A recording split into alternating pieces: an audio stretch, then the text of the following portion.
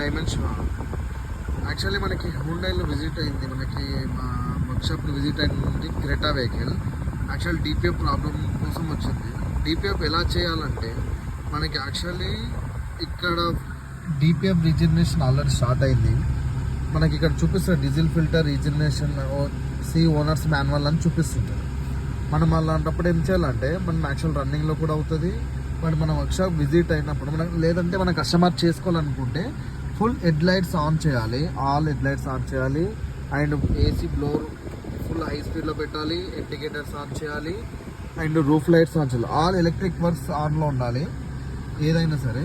అప్పుడు మనకి ఇక్కడ కనిపిస్తుంది కదండి, ఈ బటన్ ఒత్తి మనకి ఇక్కడ యాక్చువల్లీ హోల్డ్ ఓకే అని అక్కడ చూపిస్తుంటుంది. ఇక్కడ చూపిస్తుంది కదా, హోల్డ్ ఓకే అని చూపిస్తుంది కదా, అది ఇక్కడ ఉంటుంది. ఆ బటన్ మనం లాంగ్ ప్రెస్ చేసి పట్టుకుంటే మనకి రీజనరేషన్ స్టార్ట్ అవుతుంది. ఒకవేళ మధ్యలో ఫెయిల్ అయ్యే ఛాన్సెస్ కూడా ఉంటాయి. అలా ఫెయిల్ అయినప్పుడు మనం నియర్ బై వర్క్షాప్కి వెళ్ళి వర్క్షాప్లో జీడిఎస్ స్కాన్ చేయాలి. స్కాన్ చేసి అక్కడ ఏమవుతుందంటే అక్కడ స్కాన్ చేసిన తర్వాతకి వాళ్ళు ట్రబుల్ కోడ్ చెక్ చేస్తారు. చెక్ చేసిన తర్వాతకి అక్కడ వాల్యూస్ ఉంటాయి, డిపిఎఫ్ వాల్యూస్ ఉంటాయి, ఈజీఆర్ అన్ని వాల్యూస్ ఉంటాయి. అవన్నీ రీసెట్ చేస్తారు. వాల్యూస్ రీసెట్ చేసిన తర్వాతకి మళ్ళీ రీజనరేషన్ స్టార్ట్ చేస్తారు. అప్పుడు మాన్యువల్తో అవ్వచ్చు లేదా ట్యాప్తో కూడా కనెక్ట్ అవ్వచ్చు, ట్యాప్ నుంచి కూడా చేయొచ్చు అనమాట.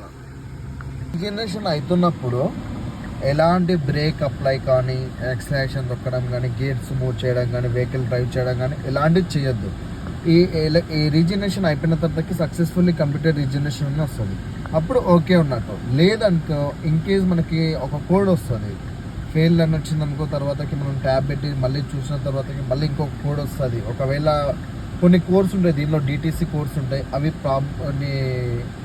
కొన్ని రీజనరేషన్ ఉంటాయి, కొన్ని ఓటో సెన్సర్స్ ఉంటాయి, కొన్ని డిపిఎఫ్ చేంజ్ అని ఉంటాయి. P200 300 వస్తే కంపల్సరీ మన క్యాథలిక్ కన్వర్టర్ చేంజ్ చేసుకోవాలి. కొన్ని కోర్సు ఈజీఆర్ క్లీన్ చేయడం అలాంటివి జరుగుతుంది.